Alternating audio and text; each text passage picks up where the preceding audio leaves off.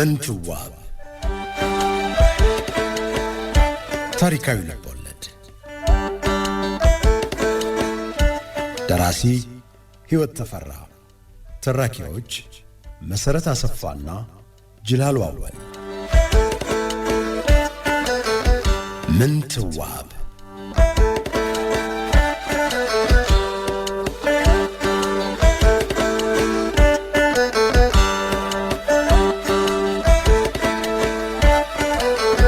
እንዴት አላችሁ አድማጮች? የሴቶች ገዳም እመምኔቷ የወለተ ጴጥሮስ ትንቢትና የእመቤት ዮልያና ህልሞች በምናብ ታወሱ፣ ተተነተኑ፣ ጠብም አላሉ። የአጼ በካፋ መልእክተኞች ከነግራዝማች መንበር ጥሩ ምላሽ አግኝተዋል። መቼስ ንጉሥ ጠይቆ አይከለከል። ቤተሰቡም ክብር ተሰምቶታል።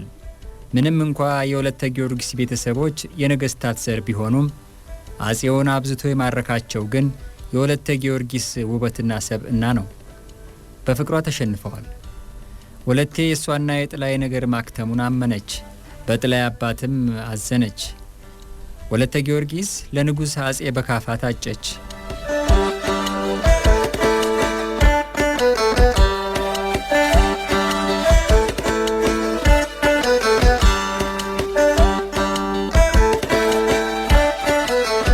ምንትዋብ ክፍል 4 ትረካ እንዲህ ተሰናድቷል። ተከታተሉት።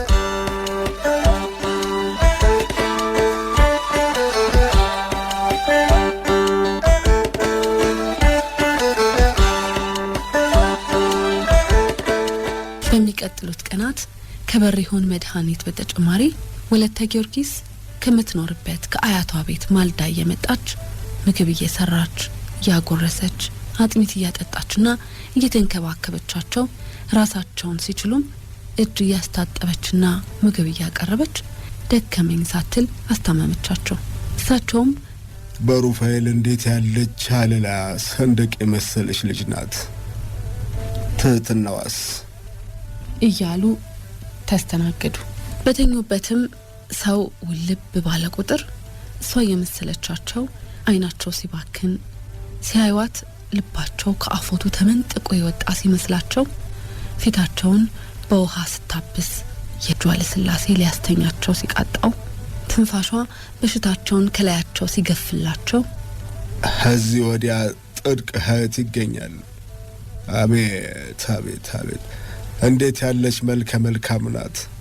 ደም ግባቷ የተደራጀ፣ ጠግሯ እንደ ሜላት የተፈተለ፣ ወገቧ እንደ ንብ ንግስት የቀጠነ፣ እንደ እርጎ የረጋች፣ በምግባር የታነጠች እያሰኛ ከረማቸው። እንኳንስ ሳይታዋት ሳያዩዋት ስለሷ ማሰቡ ብቻ በወባ የዛለ አካላቸውን ዘና ሲያደርግላቸው ከአይናቸው ስትርቅ ምግብ፣ ውሃ ወይንም አጥሚት ይዛ የምትመጣበትን ሰዓት ሲናፍቁ ጀንበር መጥለቂያዋ ላይ ወደ አያቷ ቤት ስትመለስ ሆድ ሲብሳቸው ጠዋት ስትመጣ ከእናቷና ከአያቷ የወረሰችውን እንደ ውሃ የጠሩ አይኖቿን ከብለል እያደረገች የወደዱትን እየመረጠች የሰራችውን እስቲ ትንሽ ይቅመሱ ይሄኛው ይሻሉ ይሆን ስትላቸው ጆሮአቸው የተዋበ ዜማ የሰማ ያህል ወደ እሷ ዘመም ሲል ልባቸው ለማራኪ አይኖቿ ሲገዛ ቀናት አለፉ።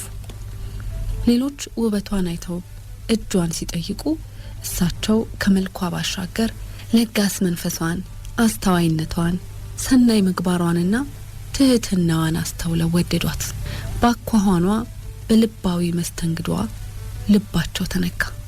ተወዳጅ ገጽታዋ፣ አነጋገሯ፣ እርጋታዋ ወደ ሙሉ ሴትነት በመሻገር ላይ ያለው ዳሌዋና ለግላጋነቷ በወባ የተንገላታችሁ ልባቸው ላይ ነፍስ ዘሩበት። ደኝ የጎንደር ስገባ እችን ልጅ አገባለሁ እያሉ ደጋግመው ዛቱ። እሳቸው እንደዚህ እያሉ ይዛቱ እንጂ ወለተ ጊዮርጊስ ወደዋት እንደነበር የሚያሳይ አንዳችም ፍንጭ አላገኘችም። እሳቸውም በግልጽ ያሳዩት ነገር አልነበረም።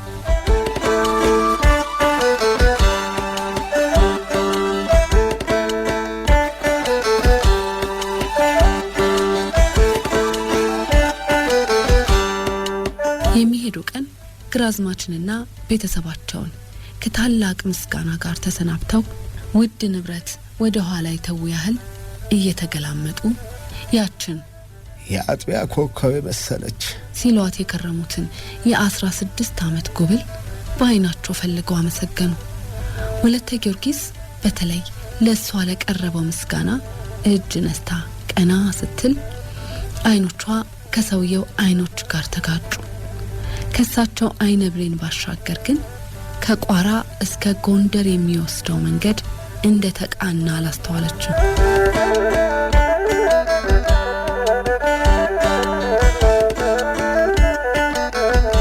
ከሀሳቧ ስትመለስ ጨዋታው ቀስቀስ ብሏል። እንግዶቹም የተዳከሙ መስለዋል። ቤቱም ጨለምለም ብሏል። ሁሉም ሰው በየበኩሉ ማሾ ሊያበራ ሽር ብትን ይላል። እንግዲህ ልጆቱን ይዘን ነገ ጎንደር እንዝለቃ አለ ግራዝማችን እንኮዬንና ዮልያናን በየተራ እየተመለከተ። ነገ አለች ወለተ ጊዮርጊስ። በረጅሙ ተነፈሰች። ወላጆቿና አያቷ የሚሉትን ለመስማት ጆሮዋን አቀናች። ባይሆን ሀነገ ወዲያ አይሁን ጥቂትም ቢሆን ልጃችንን እንድናዘጋጅ አሉ አያቷ። እንዳላችሁ ይሁን አለ ኢሳያስ። ጎንደር መሄዷ ነው። ተጨነቀች፣ ተርበተበተች። ጎንደር ልሄድ አለች። ንጉስ ላገባ ጥላይስ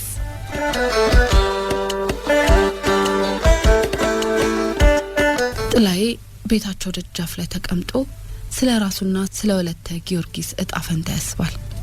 እናቱ ወይዘሮ ጌጤነሽ የምሽቱን ግብር ውሃ ወጥተው ሲመለሱ አየት ታደረጉት።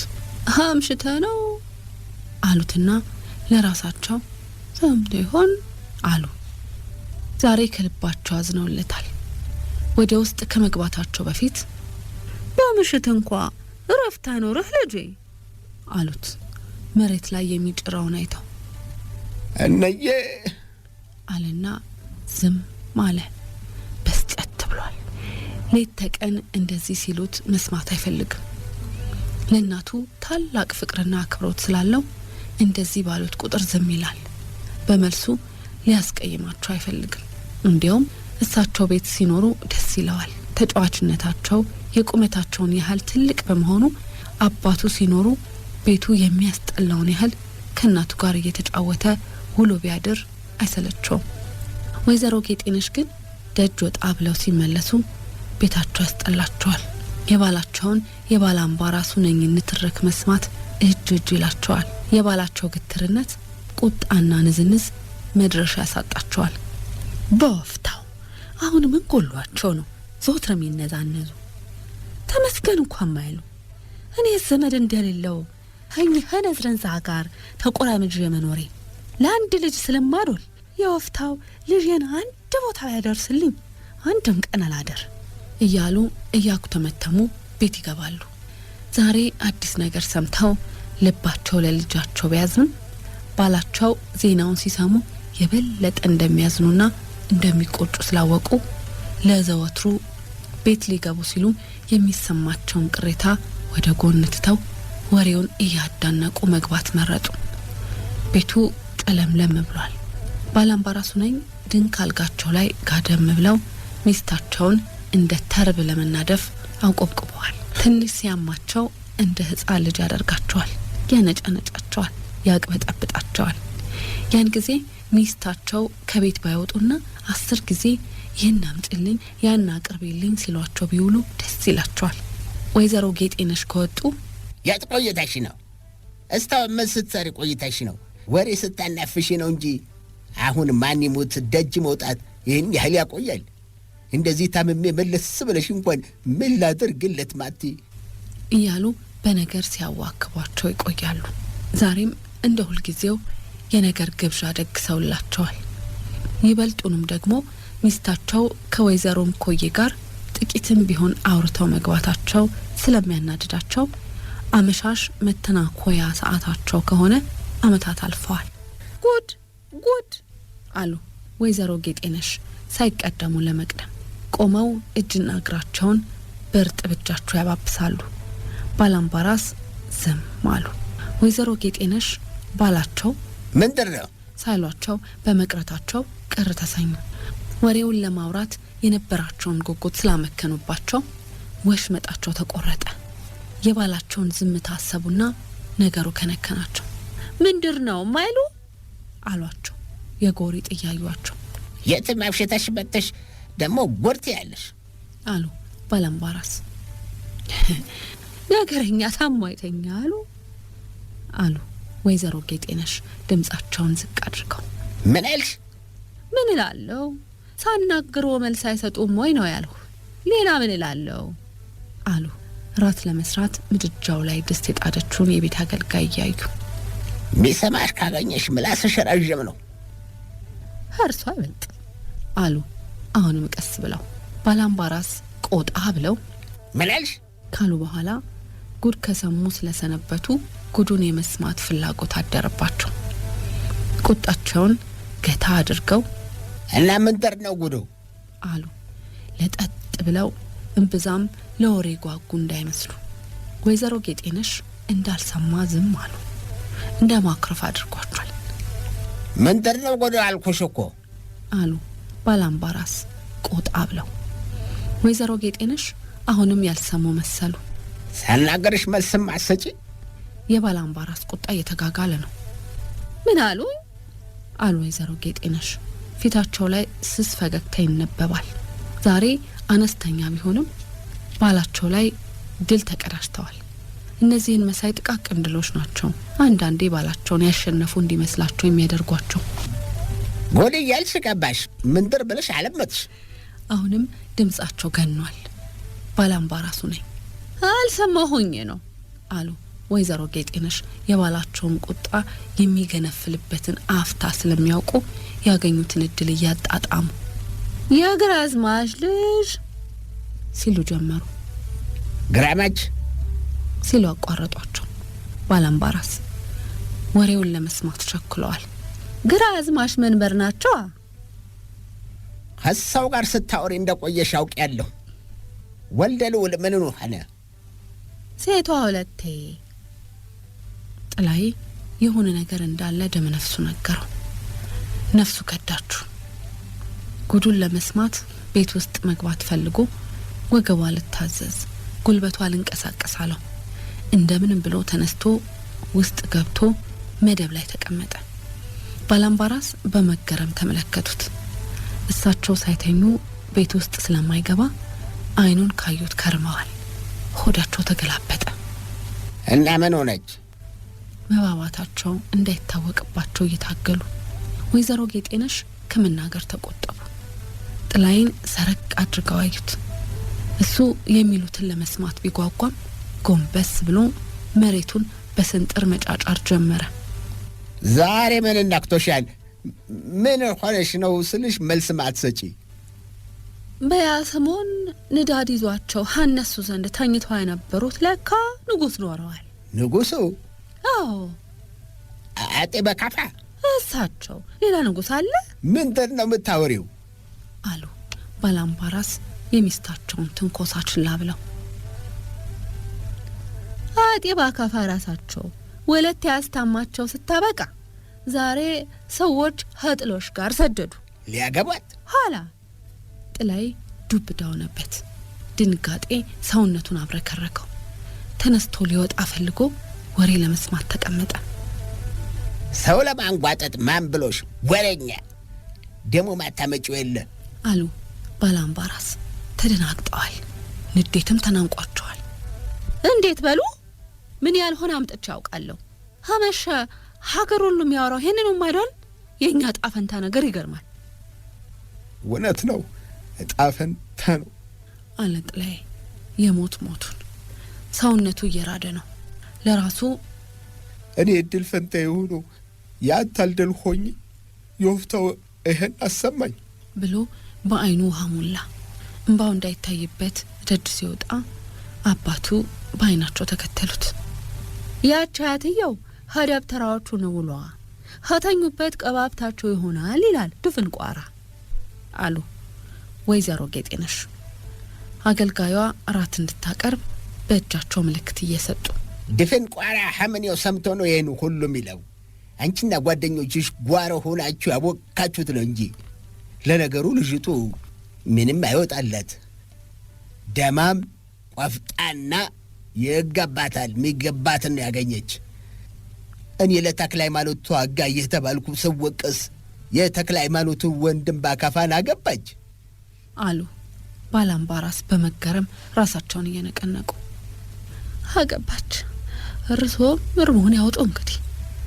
በእርሶ አጓጉል ጠባይ ነው ይሄ ሁሉ የመጣው። እርሶንስ ይበሉ ልጅ የቆጡብኝ እንጂ አሉ ወይዘሮ ጌጤነሽ ለራሳቸው። ጮክ ብለው ሊናገሩ ፈለጉና በማታ ከሳቸው ጋር ምን አጫጫኸኝ ብለው ሀቤታቸው ንግር ታለ ይባላል። ዘመዳቸው የሆነ ሰው ሀወለቴ ግንባር ፀሐይ ስትወጣ አይቷል አሉ። ባላምባራስ መልስ አልሰጧቸውም።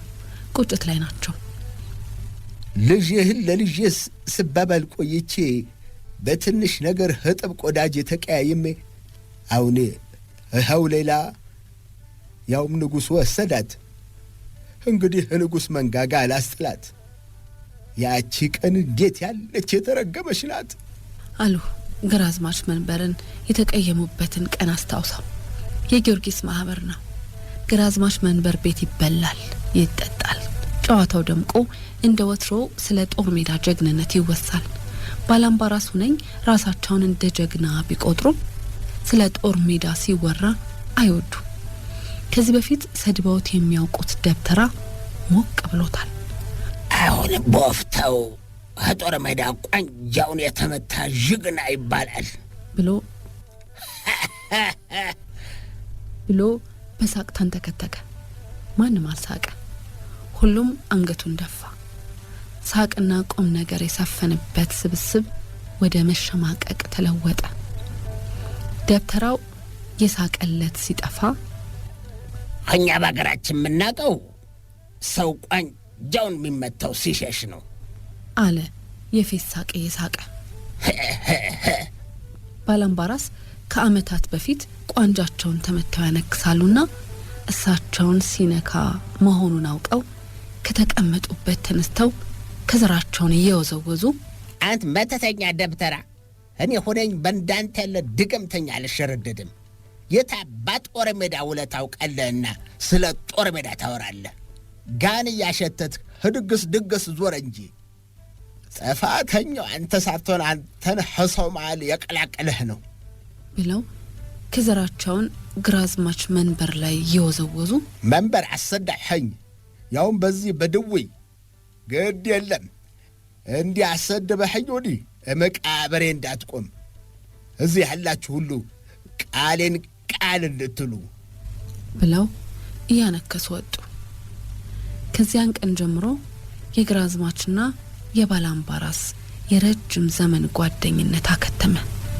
አብሮም የጥላይና የወለተ ጊዮርጊስ እጮኝነት።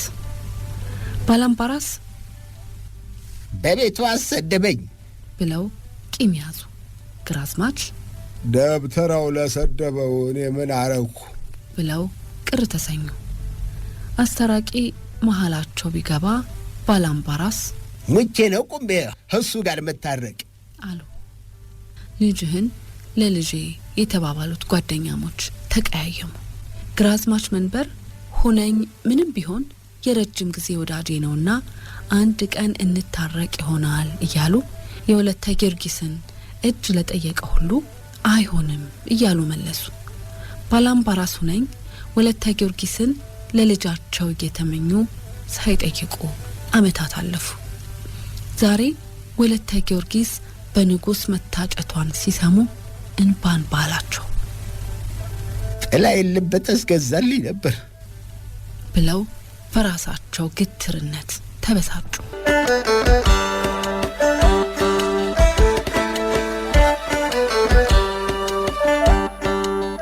አድማጮቻችን ስላደመጣችሁን እናመሰግናለን። ክፍል 5 ይቀጥላል።